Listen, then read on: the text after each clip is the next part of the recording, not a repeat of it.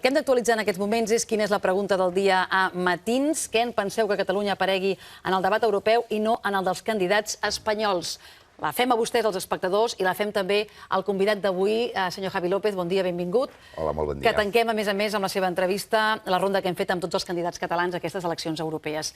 No sé si la campanya i el ritme de campanya, que a més vostè s'hi estrena d'aquesta manera tan activa, el va permetre ahir estar pendent d'aquests dos debats als quals fem referència. Sí, vaig estar una estona podent mirar els dos debats i entretenint-me, també, que forma part també del debat electoral i també escoltant atentament les propostes. Què li sembla que el tema de la situació política catalana sortís en el debat europeu i, en canvi, no se'n mencionés ni una paraula en el debat entre Cañete i Valenciano? En el debat europeu jo crec que és positiu que es mencioni aquesta qüestió. També vam veure algunes diferències que n'hi ha entre els candidats i especialment entre els dos candidats que jugaran el dia de les eleccions frec a frec qui serà el proper president de la Comissió Europea, Martin Schulz i Juncker, que són els dos grups majoritaris que ara mateix a les enquestes, a més, en totes les projeccions, sembla que estem empatats. Vostè creu que van dir coses diferents sobre aquest tema? Matitzadament diferents, vàrem dir, entre els diferents candidats. Entre Schulz i Juncker, la seva actitud, les seves declaracions, les seves visites a Catalunya durant els darrers anys, el seu contacte amb la llengua catalana, que ha estat defensant Martin Schulz durant els darrers anys, i la cultura catalana és prou diferent. Però jo crec que està bé que es mencioni i que es parli d'aquestes qüestions. Però vostè creu que el dret a decidir pot tenir un aliat amb Martin Schulz? No, jo el que crec és que Martin Schulz el que ha fet, com ha fet la Unió Europea i la majoria d'institucions europees, és fer una apel·lació al diàleg i a la negociació entre els governs. I especialment la majoria d'institucions europees això ha afegit, i ahir també ho vam veure, com els debats dels estats també estan condicionats per la seva dinàmica dins dels propis estats. I jo crec que és el paper que ha de jugar el Parlament Europeu i les institucions europees. L'actitud que té Rajoy amb Catalunya, i jo ho he dit durant els darrers dies, és grotesca davant d'una reclamació que hi ha de canvi, de posicions diferents també amb aquest país. I el Parlament Europeu i la Comissió Europea el que pot és empènyer en aquesta direcció, en la direcció de la negociació, del diàleg, i nosaltres dels canvis, i amb aquesta proposta que nosaltres estem treballant i fent. Pel que fa al debat... Sí, ara entrarem a les propostes. No, el debat del Cañete i la Valenciano, és cert que ahir no vàrem parlar, però sí que ha format part molt de la campanya electoral tant d'uns i d'altres. Sí, però a la campanya electoral no hi ha preguntes ni confrontació directa. No li sembla una mica estrany que un dels temes que està centrant la campanya no sortís ahir en aquest debat? Sí, però el que passa és que els missatges que han enviat, i a més amb confrontació, jo diria directa, durant els darrers dies els dos, van ser molt clars. El Partit Popular ha fet de la unitat d'Espanya una de les seves 2 o 3 banderes durant aquesta campanya electoral. Jo diria que el que ha repetit durant la campanya electoral és intentar matar la campanya al màxim, parlar de la recuperació econòmica i fer de la seva bandera la unitat d'Espanya, i en canvi el Partit Socialista ha vingut aquí, el Ramon Jáuregui, a posar data a la reforma federal. Ho va fer aquesta setmana i hem passat bona part d'aquesta setmana parlant d'això.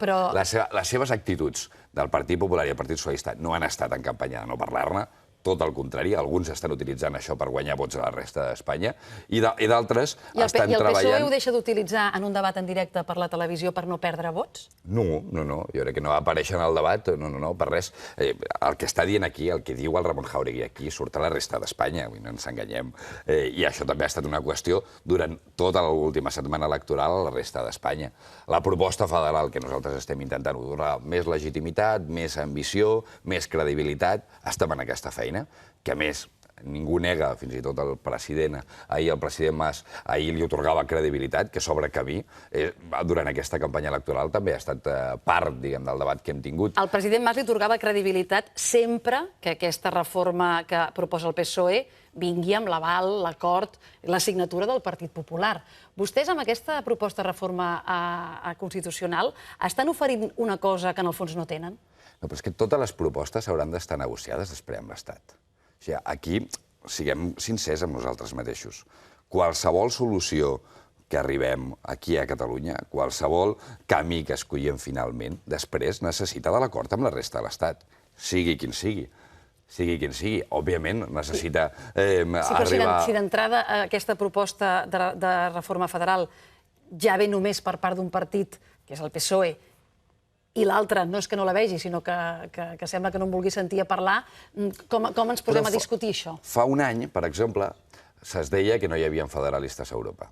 a Espanya. Fa un any es deia que el PSOE encara no defensava un projecte federal i la via federal, que només era el projecte del socialisme català. I això només fa un any, recordem-ho. I aquest projecte s'ha anat obrint camí. Nosaltres estem forçant a que hi hagin canvis. Nosaltres tenim un projecte ambiciós, a més, que va més enllà, però considerem que va en aquesta direcció. I el Partit Popular a Espanya, durant la democràcia, ha anat arribant tard i malament a tot, però ha anat arribant. I això no arriba tard i malament, també?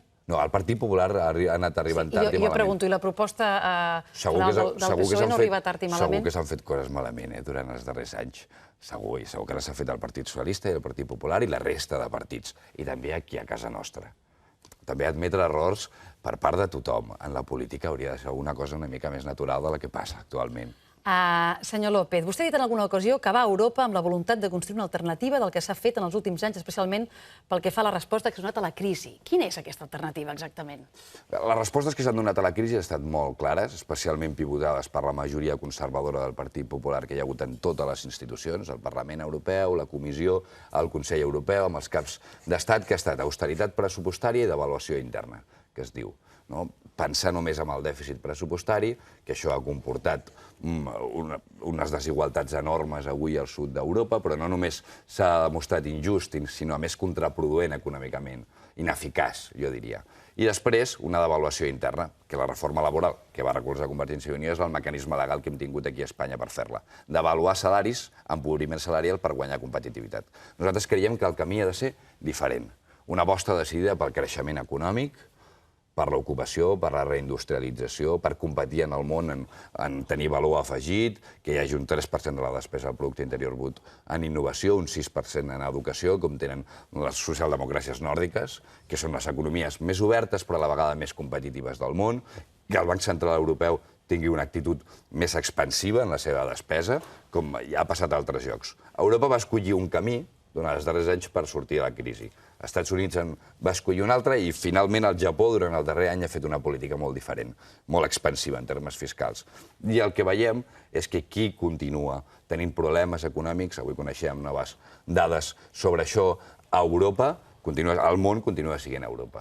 I és el que nosaltres hem de canviar i amb aquestes eleccions que escollirem el president de la Comissió Europea i podem escollir per primer cop una nova majoria al Parlament Europeu, els socialistes diem segur que compartim bona part d'aquestes coses amb molta gent i amb altres partits també a casa nostra, però la precondició per poder treballar en aquesta direcció serà que el grup majoritari a la cambra sigui el Partit Socialista. És creïble, senyor López, vendre alternativa d'esquerres quan aquesta darrera legislatura a Europa els socialistes han votat conjuntament amb els populars en un 70% d'ocasions? Per exemple, en l'àmbit econòmic i monetari, els Verds, que és el referent d'Iniciativa per Catalunya, han votat conjuntament amb el Partit Socialista el 85% de les vegades. És a dir, en l'àmbit europeu i el Parlament Europeu... No em responguin amb una altra... Amb una altra dada. Jo el que intento explicar és que... Li dic perquè a vegades algú pot pensar bé, però quina diferència hi ha exactament quan a les votacions del Parlament Europeu coincideixen populars i socialistes un 70% de... Però perquè coincideixen en moltes coses. El Parlament Europeu és un parlament en el que s'arriben molts acords i arriben tots els partits. Per això vinc a dir que cuideu amb les dades del Parlament Europeu, perquè hi ha una dinàmica molt consensual, però les polítiques, les línies mestres que s'han marcat han anat determinades per la correlació de forces que hi ha hagut. I si veiem el que ha passat a Europa durant els darrers anys, és que el Consell Europeu... Vostès també van votar a favor que Durão Barroso fos el president de la Comissió Europea? No, el Partit Socialista no va votar a favor. El Partit Socialista de Catalunya i els seus 2 eurodiputats, la Maria Badia i el Raimon Obiols, no van votar a favor que fos Durão Barroso. Però vostès estan dins un grup allà.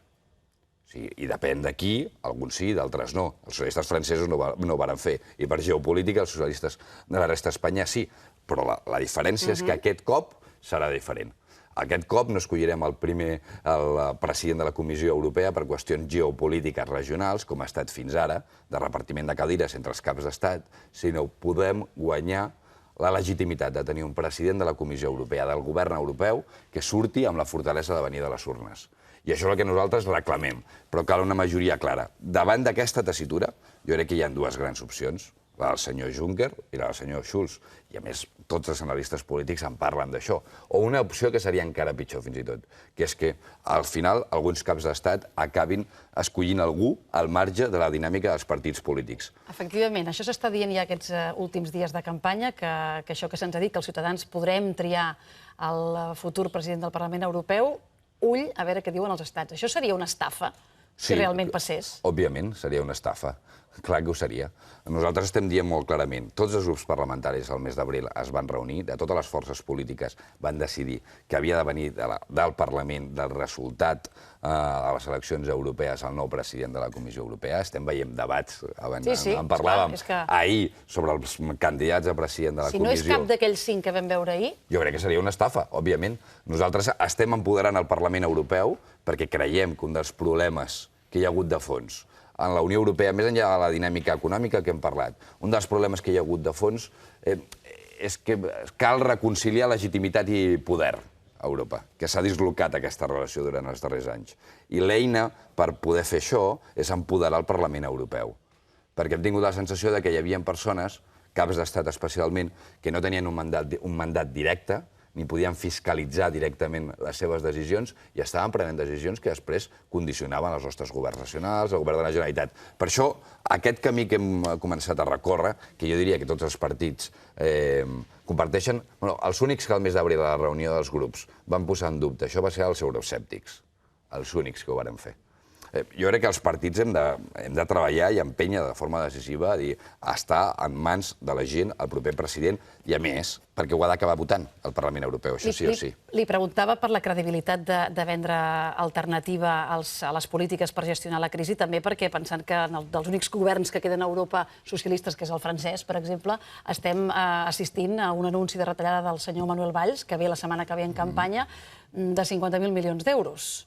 No sé si això quadra amb l'alternativa que vostè ven. El govern francès ha tingut i està tenint els problemes que ha tingut la resta de governs nacionals. Això li dic, quina és l'alternativa realment de la socialdemocràcia? Que el que hem vist és com s'ha escombrat dels governs aquests últims anys. Home, perquè hem tingut la teranyina que hem tingut en termes macroeconòmics i institucionals europeus, uns objectius de dèficit que hem tingut, un banc central europeu que no estava protegint la nostra deuta dels estats i estàvem a la intempèrie amb els mercats internacionals amb la crisi del deute sobirà obert en canal, que ha provocat a molts països enormes problemes en termes d'interessos disparats.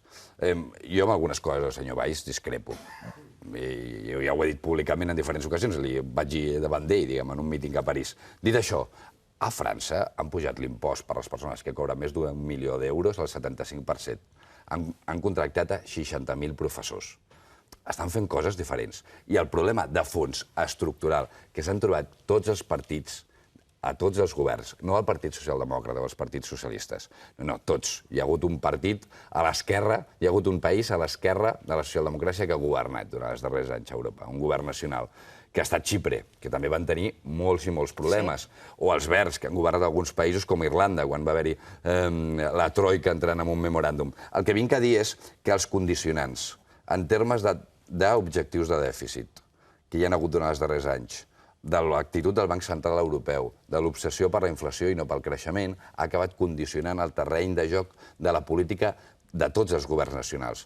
Per això, nosaltres diem, a part d'una aposta decidida per un tipus d'economia diferent, que aposti pel creixement, pels estats el que cal és relaxar els objectius de dèficit, que s'han demostrat contraproduents, no comptabilitzar la inversió productiva, perquè si no acaben retallant alguns estats, i Espanya és l'exemple paradigmàtic en educació i en innovació.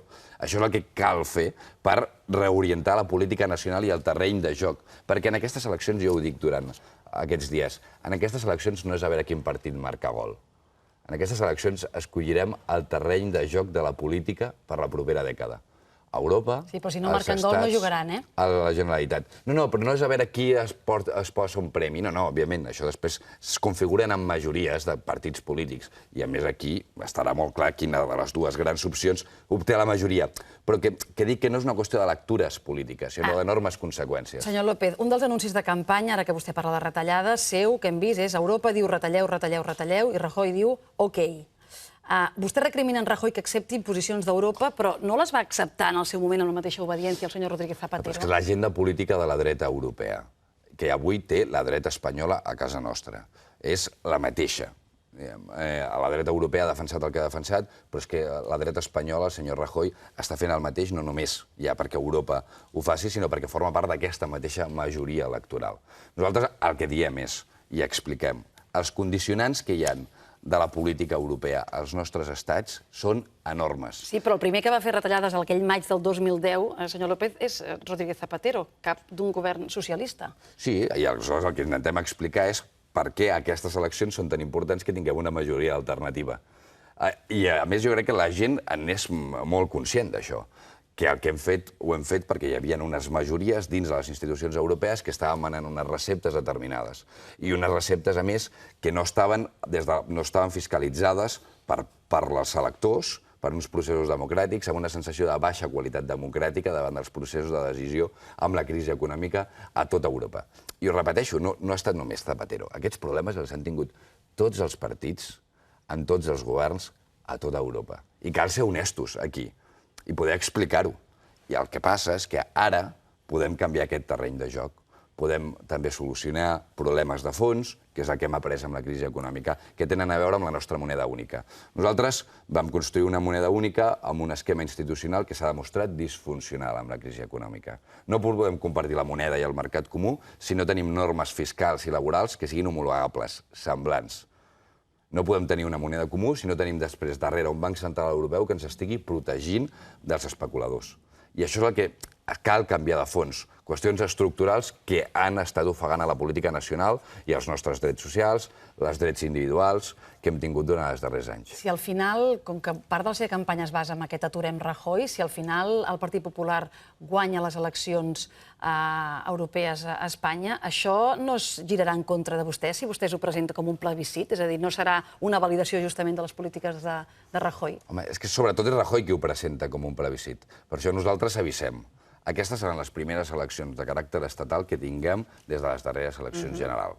I què ha passat amb el govern de Rajoy durant els darrers anys? I què crec que podem derrotar a les urnes amb els vots socialistes el dia de les eleccions? Un, incompliments i mentides de la darrera campanya electoral. Que no sé si la gent que ens està veient ho recorda. Jo recordo aquelles tanques enormes de más empleo i menos impuestos. Una política econòmica contraproduent, que ja coneixem, en termes socials i econòmics. Ara es fa propaganda sobre la recuperació econòmica quan tenim 1 milió de persones treballant menys a Espanya que quan va arribar Rajoy al govern. Retallades de drets individuals. L'avortament és un clar exemple, però ara tenim una llei que té a veure amb les protestes, ara sembla que volen fins i tot regular Twitter. Això és el que passarà també per les urnes. I, molt important, la seva actitud amb Catalunya. La seva estratègia, que sembla que el senyor Rajoy, el president del govern, té per altres coses, és tancar la porta i esperar que les coses es solucionin. Nosaltres diem molt clarament, això no es solventarà si no hi ha un procés de negociació, de canvis institucionals de fons. Tot això es podria derrotar a les urnes en aquestes eleccions, perquè és el mateix govern, el mateix Rajoy, qui diu, com són el mateix de mandat, validaré o no les urnes, si demana el vot per ell, el senyor Rajoy, en els seus mítings. Vostè i la seva companya Esther Niubó, si van tots dos a Europa, defensaran al Parlament Europeu que hi pugui haver una consulta legal i acordada amb Catalunya? Sí. De quina manera ho faran?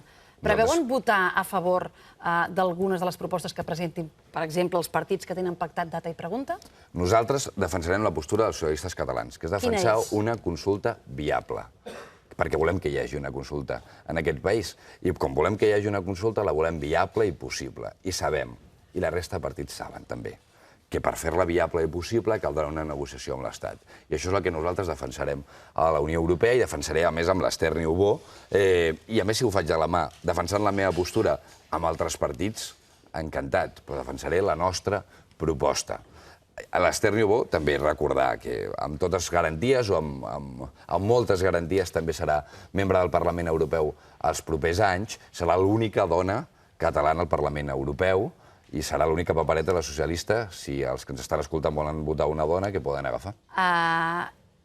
Creu que poden arribar a votar conjuntament amb els partits sobiranistes que hi ha també al Parlament Europeu? Sí, nosaltres el que defensem la nostra postura, si ho fem ens dona... no importa amb qui es faci. Creu que hi ha lloc comú en trobar-se en aquests moments? Sí, clar, segur. Hi ha lloc comú en trobar-se en moltes coses, i també vull dir-ho. En aquest àmbit, jo defenso i nosaltres defensem la nostra postura, i si ho fem de la mà d'altra gent, sobretot apel·lant a que la Comissió Europea el que faci és moure a Rajoy i la seva actitud, que és el que jo crec que la Unió Europea pot fer. Fins i tot ahir alguns comentaris d'alguns candidats a president de la Comissió Europea anaven en aquesta direcció, perquè la Unió Europea sol tenir molta recança d'entrar en els debats nacionals dels seus estats, però els missatges que envia, i ho han anat enviant diverses persones autoritzades de la Unió Europea, han anat en aquesta direcció. Però no només amb la consulta, jo crec que és molt positiu, i ha passat durant els darrers anys, que els eurodiputats catalans hi arribin a acords i presentin qüestions conjuntes. Per exemple, les darreres setmanes coneixíem, ja en precampanya, que els eurodiputats catalans presentaven una iniciativa conjunta al voltant del Pla Hidrològic Nacional. Finalment, Convergència ha canviat d'opinió en aquesta qüestió i portar aquest tema, que és un debat de casa nostra i amb diversos partits, allà al Parlament Europeu. Tot això és molt positiu. Escolti'm, les eleccions del 25 de maig són un nou examen per Rubalcaba? Jo crec que és un examen pels europeus la política europea. Deixi'm centrar-me un moment amb la lectura que es farà, i vostè sap que és inevitable, de tots els partits polítics es faran lectures internes l'endemà mateix, a banda de la lectura europea. Vostè creu que queda qüestionat el lideratge de Rubalcaba? No, jo el que crec és que... Si no hi ha un bon resultat? Jo el que crec és que es parla de la correlació de forces de tots els partits i de tots els governs nacionals. Ara, qui se la juga som els ciutadans. No en tingué cap dubte. I jo em presento en aquestes eleccions i faig la campanya pensant en el que se la juguen els ciutadans, no els partits. M'interessa molt més, i ho dic molt sincerament, la política que es farà a Europa els propers anys, els problemes que tenen els ciutadans, que quan queda qüestionat un lideratge o un altre d'un partit polític. Li torno a preguntar.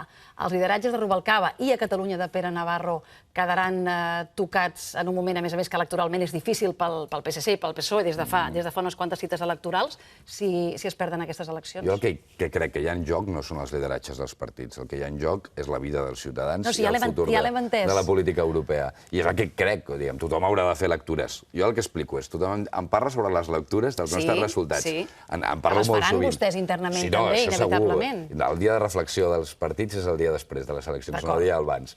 Però el que vinc a explicar és, em parla sobre les lectures moltes vegades, les lectures que hi haurà en el seu partit, les lectures que hi haurà en el resultat de Catalunya, les lectures que hi haurà en el resultat d'Espanya.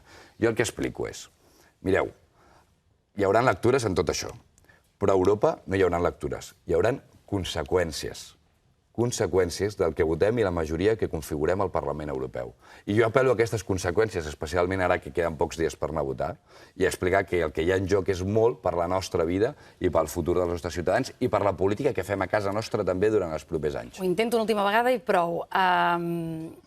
Vostès parteixen com a guanyadors a Catalunya de les últimes eleccions europees. En canvi, les enquestes els hi són desfavorables en aquest sentit. Vostè se sent en el millor lloc i en el pitjor moment com a candidat? Això és una pregunta que m'han fet en diferents ocasions en entrevistes. Jo, molt honestament, em sento molt privilegiat de poder presentar-me unes eleccions, de poder participar d'un moment històric al Parlament Europeu i a Europa i al seu futur, de voler representar la gent i poder representar la gent esperant i amb el que significa això, representar la gent, els seus somnis, les seves esperances, les seves angúnies, els seus problemes. Com no em puc sentir privilegiat per estar en una situació com la que estic? Escolti'm, senyor López, una de les grans preocupacions és l'abstenció. Jo parlava abans que vostè és el candidat més jove i que l'abstenció ja és alta entre la població en general, però és que entre la població jove l'abstenció a les europees, l'última vegada aquí a Catalunya i Espanya, encara va ser més baixa. Si no es va votar més o menys massivament en aquesta cita del 25 de maig, quin missatge s'estarà donant també a Europa amb tot el que hi ha en joc? Partim d'un 37% a Catalunya. Doncs un missatge, jo diria, negatiu, de desconnexió, de no voler participar en les decisions que es prenen a la Unió Europea en un moment històric. També val a dir que per arribar fins aquí, la Unió Europea i segur la política haurà fet coses malament. Perquè durant les darreres conteses electorals no hem vist quin era l'impacte directe que tenia el nostre vot en la política europea. Aquest cop jo crec que millorem, que hem empoderat el Parlament Europeu, i això és positiu, i a més hi ha en joc la presidència de la Comissió Europea. I les polítiques que s'han anat fent durant els darrers anys, jo diria que també han anat desconnectant els ciutadans d'Europa. Una dada que dic durant aquests dies és en 5 anys, només en 5 anys, hem passat de que confiïn en la Unió Europea 3 de cada 4 catalans en les institucions europees a que ara només ho facin 1 de cada 4. Això és un canvi estructural brutal. I recollir aquesta sensació, reconnectar amb els ciutadans, replegar aquesta confiança que jo crec que mereixen els ciutadans en les institucions europees, perquè les institucions i els projectes col·lectius es suporten si hi ha confiança, si hi ha vincles de confiança. És un dels papers que ha de jugar la política europea els propers anys. I, per cert, amb els joves, jo crec que nosaltres, que ja hem nascut gairebé a Europa, que no ens preguntem sobre el nostre europeisme, però que hem patit molt les receptes de la crisi econòmica que ha imposat Europa, el que passa és que moltes vegades jo no, però molta gent que no s'interessa per Europa perquè percep que Europa no s'interessa per ella. Vostè com lluita contra el fet de ser poc conegut? Dic perquè està en l'equador de la campanya i parteix en desavantatge de segons quins candidats que ja atesoren una experiència. Sí, hi ha només un candidat que... Vostè l'he posat a Google i el Javi López Casur és jugador de l'Espanyol. Bueno, però per això estic aquí, no?, per poder explicar les meves propostes, no? Es reclama sempre a la política que hi hagi renovació, que hi hagi cares noves, i després quan es fa es critica. Jo crec que el Partit Socialista ha pres una decisió molt valenta, situant algú amb la meva edat, sense una trajectòria. Jo havia passat per la universitat, vaig ser professor assistent de dret comunitari, he estat en l'activisme polític i social durant els darrers anys i van organitzar unes primàries i vaig decidir presentar-me. I vaig guanyar. Unes primàries on van votar 8.000 persones. No hi ha hagut cap candidat en cap partit català en cap elecció que hagin hagut unes primàries competitives amb 8.000 electors. Que segur que es poden fer millor i ha de votar-hi més gent. Però jo vinc d'aquest procés i moltes vegades que es diu heu de fer coses noves, ha d'aparèixer gent nova, doncs també s'ha de valorar de forma positiva. Estem acabant. Senyor López, només una cosa, perquè s'ha d'actualitat aquests dies i sé que vostè està en contacte amb ell perquè participen a mítings junts. Vostè sap si Pere Navarro té previst puntualitzar i donar alguna explicació sobre com s'ha acabat tancant el cas d'aquest incident amb aquesta senyora de Terrassa? Ho dic perquè l'última vegada es va despedir els periodistes dient ja en parlarem d'això. Doncs ho desconec. Jo crec que això li hauria de preguntar al Pere Navarro. Sens dubte ho farem si se'ns presenta l'ocasió. Segur. Creu que s'ha tancat aquest episodi? Jo crec que hi ha una campanya electoral i ara el que pertoca és que la gent expliqui les seves propostes electorals. I si vol donar alguna explicació ha de ser el Pere qui la faci. Senyor López, gràcies per venir a tancar aquesta ronda d'entrevistes. Com diem a tots els candidats que han passat aquesta setmana, sort i bona campanya. Moltes gràcies a vosaltres. Que els queda una setmana. Que vagi molt bé. Hem fet també a Javi López la pregunta del dia, que